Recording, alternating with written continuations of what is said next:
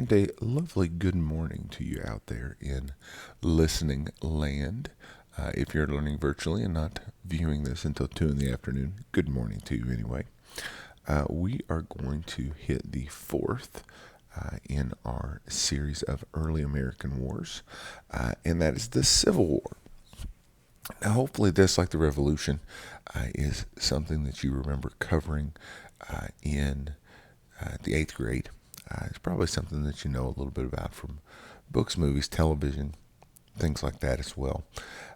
Because there's no way in 10 or 15 minutes we can cover everything that was significant about the Civil War. It took Ken Burns like 96 hours or something like that. That Civil War series is excellent, by the way. So if you get into this one, maybe something worth checking out. But we're going to give you kind of a quick run through of the Civil War. And then on the flip side, I'm going to show you some famous Civil War photographs by a guy named Matthew Brady and dig a little more into the story. Quick facts. The opponent here is not a foreign opponent. Civil War means that you've got different factions in the same country that are fighting against each other. And so in this one, we're going to see the northern states versus the southern states.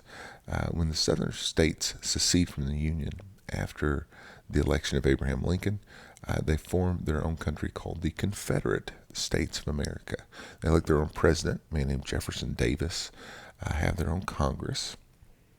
The interesting thing is Abraham Lincoln, and we talked about this when we talked about Reconstruction a little bit, never acknowledged the Confederate States. He was of the opinion that once you're in the United States, you cannot secede.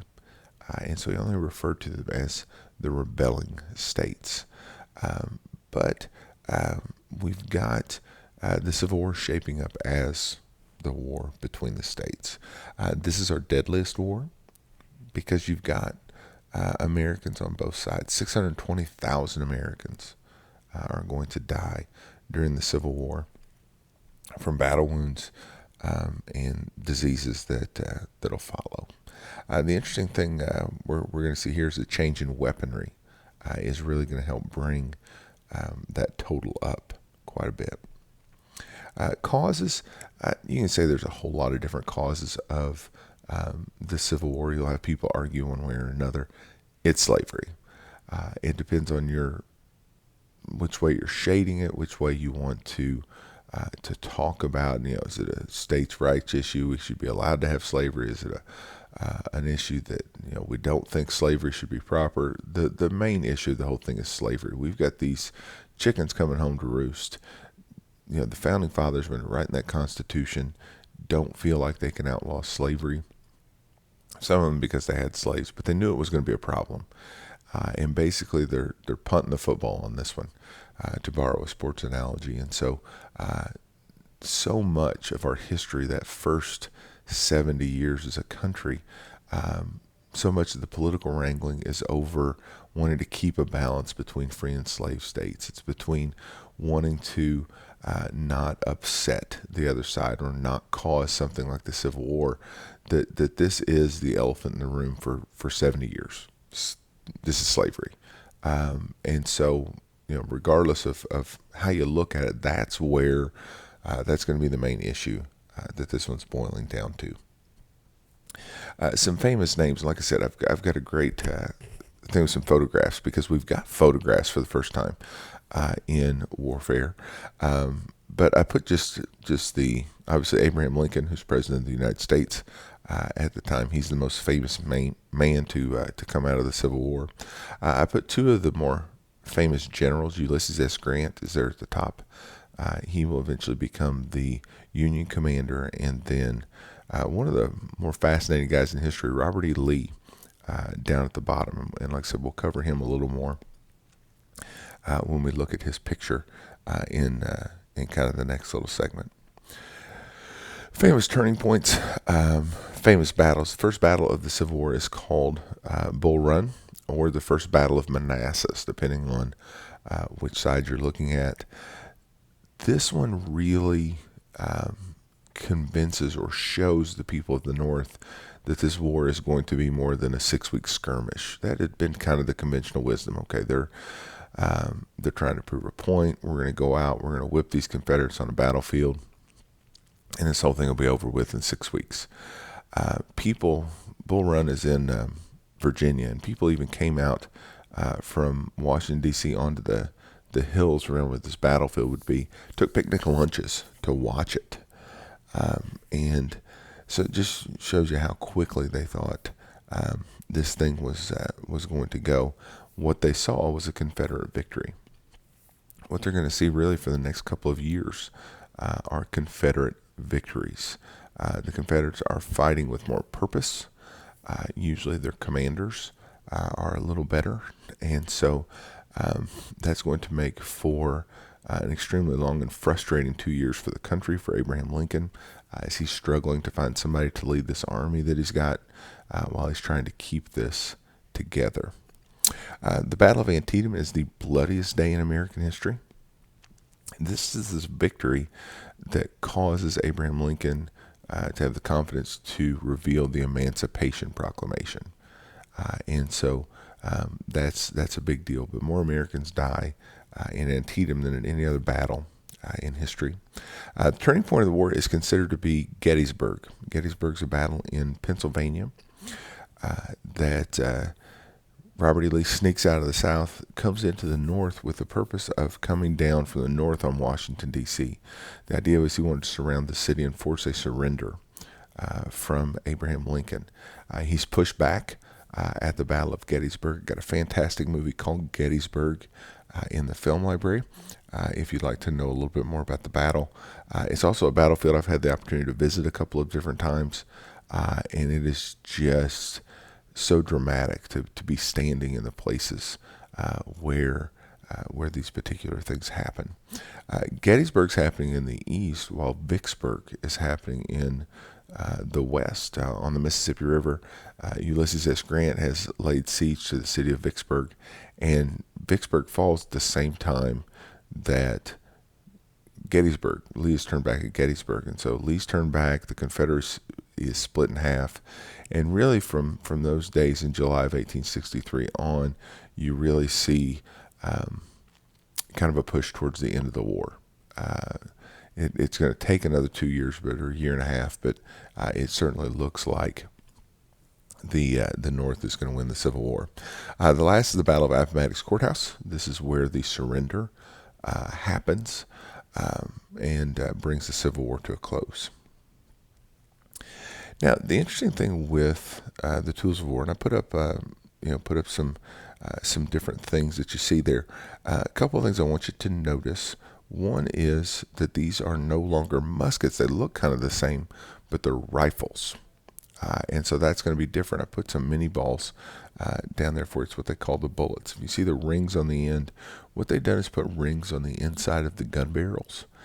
And so those rings are going to cause the bullet to spin as it's coming out of the barrel of the gun. Because it's spinning, that centrifugal force is going to make it go straighter.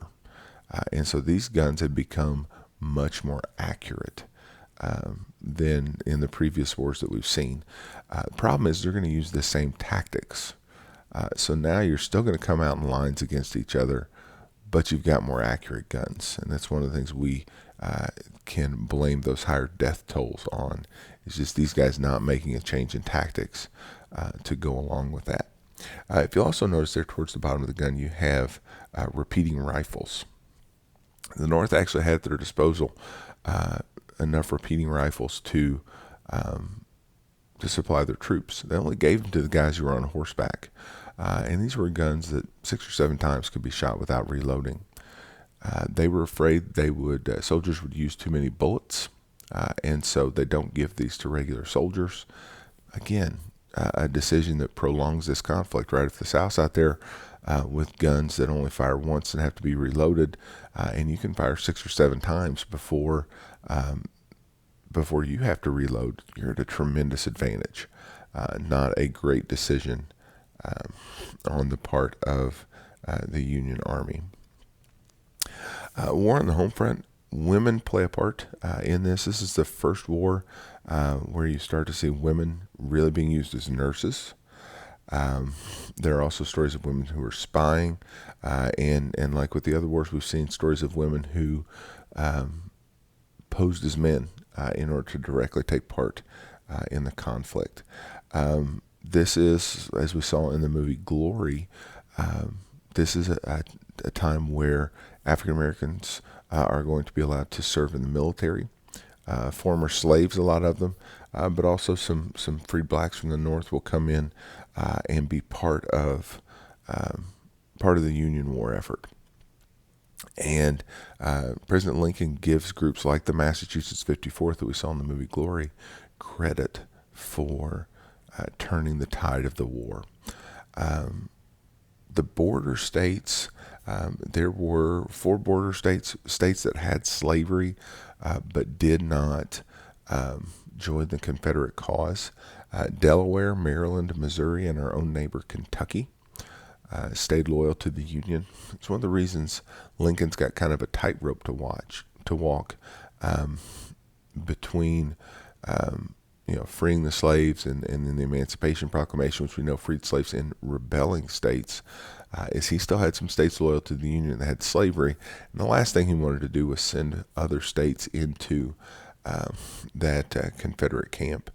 We also, in this work, get the state of West Virginia. It was a section that didn't want to leave the Union and left the state of Virginia because of that. So next time you look at a map, take a look at Virginia and West Virginia. That's how big Virginia was. And then West Virginia split off from them in the Civil War. The short and long-term effects, probably the most dramatic short-term effect happens with the assassination of Abraham Lincoln. You've got this great leader who's struck down before he can help heal the country. A lot of the speeches he was giving talked about healing and mercy and things for the country, but he doesn't get a chance to do that. The United States will enter a period of reconstruction with where we're trying to put the North and South back together. And then, of course, we have the end of slavery. We covered that quite a bit in the last unit, so I won't belabor those points. But very much, you could argue, besides the Revolution, our most consequential war up until we get to World War II. It's really going to change the setup of the country. But again, it's going to leave the seeds of conflict once Reconstruction is ended with Rutherford B. Hayes. It's going to lead to another kind of almost 100-year period of discrimination against African Americans in the South that's going to take the civil rights movement in the 1960s to combat. And so we'll get there second semester.